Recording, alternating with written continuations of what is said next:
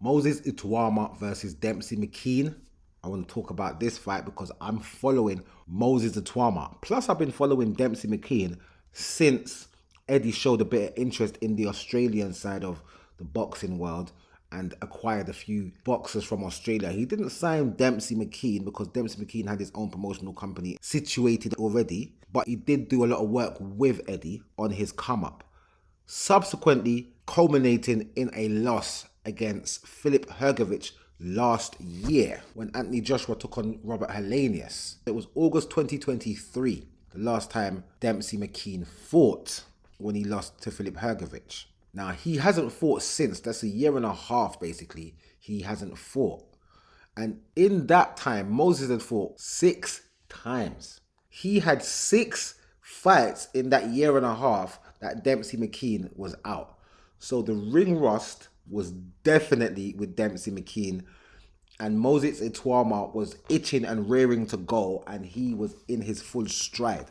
So that disadvantage was very clear to see, and it displayed itself in the actual fight because it only lasted half of a round. 1 minute 57 seconds to be exact. And in that space of time, Demsey was down twice. The first was off of a left hand. So Moses Ituama is a southpaw. So the left hand is his power shot. And he threw an overhand left over the top, which caught Demsey high on his head, maybe almost the back of his head. Took out his equilibrium and he fell to the ground for a 8 count. Survived the 8 count, got up, continued. Now what I liked from Moses after that is he didn't go in there and just rush to try and take him out. He took his time and looked for the right shots to do the job. And so said so done. With a feint of a jab, he then produced a right-left combo. The left catching Demsey McKean clean on the chin. And that was the end of the fight. Although Demsey done his best impression of a breakdancer while he was trying to get up. The same as what happened to Anthony Joshua when Daniel Dubois knocked him out. McKean didn't make the count because his corner threw in the towel anyway. And the ref agreed with the corner throwing in the towel and called the fight off. So now, Moses Ituama is now 11-0. This is very early in this young man's career. He's 19 years old. 19 years old. They've been bringing him along quite decently. And Frank wants him to be the youngest heavyweight champion, younger than Mike Tyson. That's not going to particularly happen because these guys don't fight frequently enough. And plus, the heavyweight division, he's not a contender as yet. He might be in the top 10 of certain rankings, but he's not a real contender as yet. At the moment, with the IBF, he's ranked number 14. With the WBA, he's ranked number 10. Oddly enough, he's not in the WBC's top 15, but he's the WBO number 6. So at the moment, he's not really a true contender for a world title. What I believe Frank should do, because this is Frank Warren's heavyweight. This is Frank Warren's prospect. And what he should do, in my opinion, just my opinion, no one else's. What he should do is, due to this fight being so late in the year, the ending of the year, so he's got the whole of 2025 to work with. Personally, I would put him on every single show that I have planned for the year. Plus, I would also create shows just for him. May not be him headlining, but he can be on the show and the show is created so that he can be on the show. Because this young man needs to fight at the very least. At the very least, he needs to fight 6 to 7 times next year. He doesn't need to be going for no world title. Just keep on fighting and fight regularly. So the crowd can recognize you. The crowd can latch onto you. Frank, you have a prospect here who you can build into something.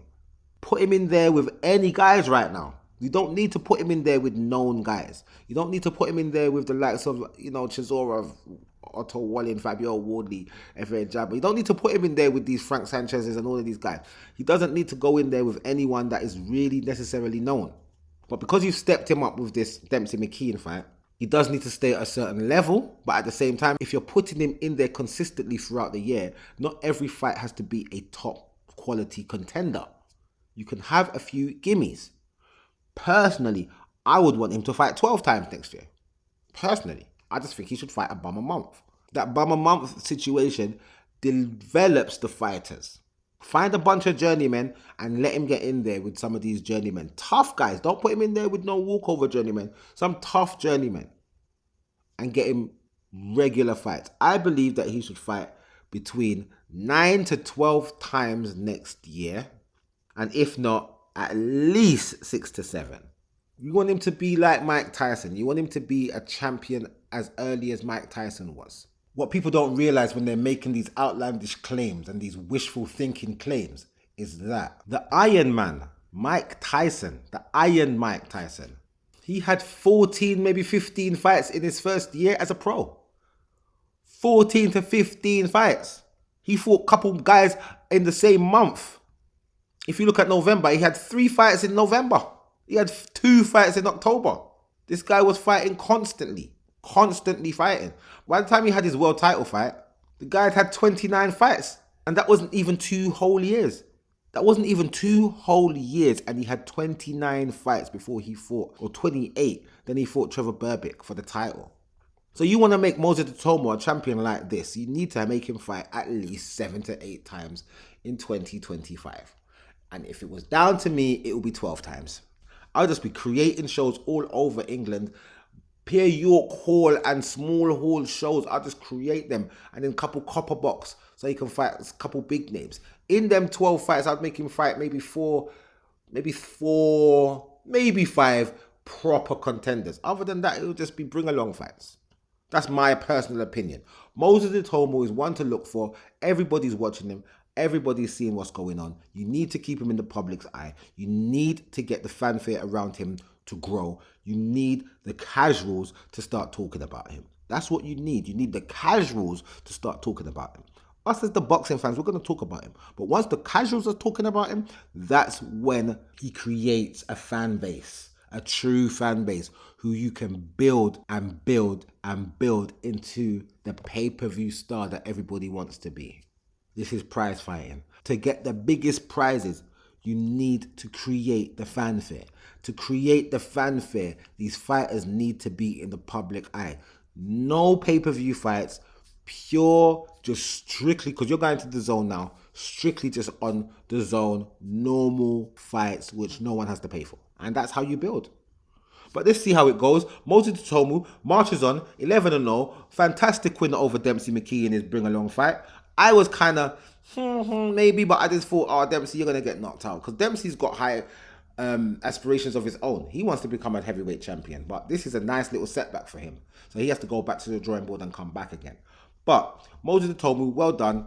Onwards and upwards. And I'll see you guys in the next video.